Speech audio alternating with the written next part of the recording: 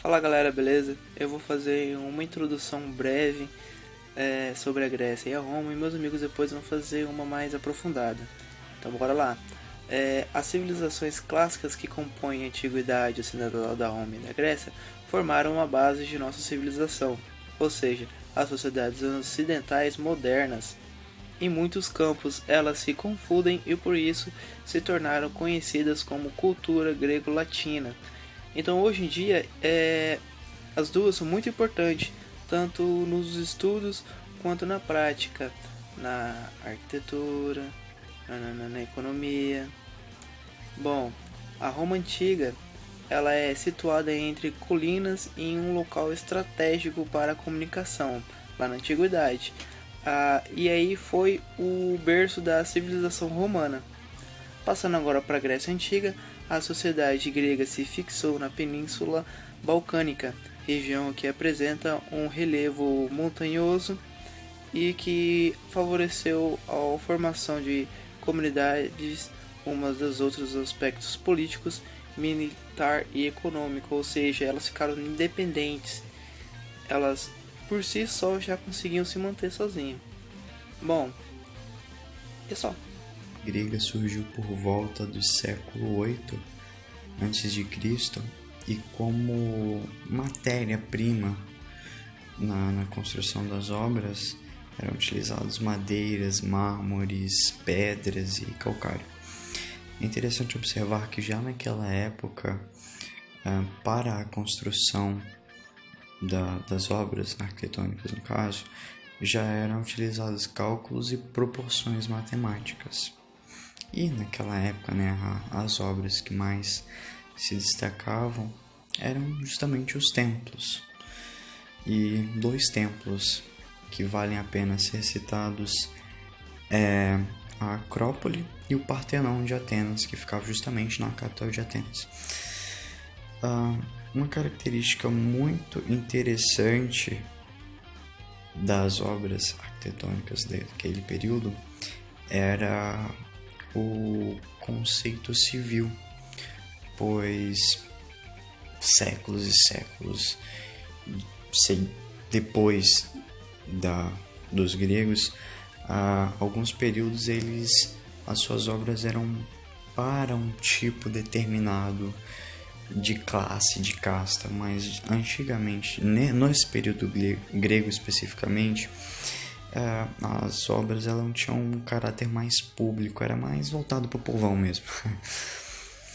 E não só isso, nesses templos, nesses edifícios, se é que podemos chamar assim, nesses lugares, ocorriam diversos eventos civis, eventos esportivos, eventos religiosos, e as características mais importantes da arquitetura grega nesse período é justamente isso, o caráter público delas, o conceito do belo, que nessa época já vinha sendo levado em consideração, a monumentalidade das obras, a grandiosidade das obras, grandes templos, tudo muito grande, a perspectiva e a proporcionalidade, a simetria e a harmonia, o equilíbrio e o rigor das formas e a presença de colunas. E esse período arquitetônico ele pode ser dividido basicamente em três períodos, que é o período arcaico, o período helenístico e o período clássico, o período arcaico, clássico e helenístico. O período arcaico é o período inicial, seria o primeiro período, uma das primeiras construções, das primeiras obras, que compreende do século 8 ao século 5. O período clássico é o período que vai do século 5 ao século 4, que é considerado o período o auge da arquitetura e da civilização grega. O período helenístico é considerado o período de decadência. E vale lembrar que o período considerado o auge, que é o clássico, também foi um período de grandes guerras e ainda assim é considerado o período o auge da civilização. Um dos vários motivos pela qual o povo romano é lembrado até hoje é pela grandiosidade das suas obras, tais como os aquedutos, os banhos públicos, as pontes, os mercados, as estradas, as calçadas, os tribunais, os mosteiros e as igrejas. Outra característica bem importante da cultura romana é que eles se inspiraram nos gregos, com seus templos, foram bem inspirados nos templos gregos. Porém, eles não só se inspiraram, como eles inovaram em áreas que até então eram desconhecidas para os gregos, tais como os arcos e as abóbadas, que eram desconhecidas para os gregos.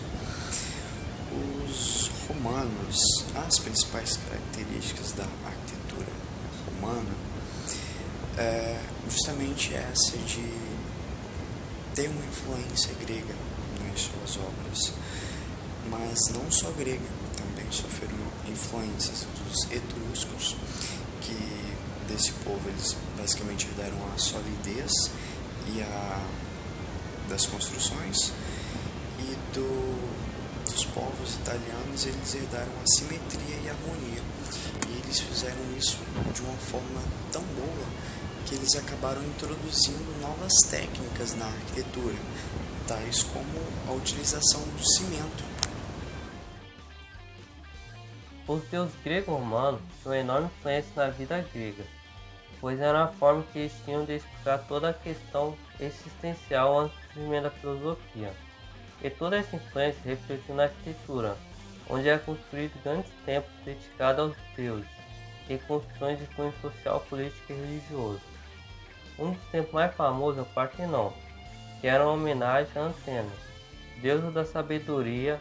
O templo é considerado uma obra de grande pureza e perfeição. E sua arquitetura é baseada na dórica, cuja sua característica principal é a utilização de colunas caneladas de moldes redondos com uma placa quadrada no final.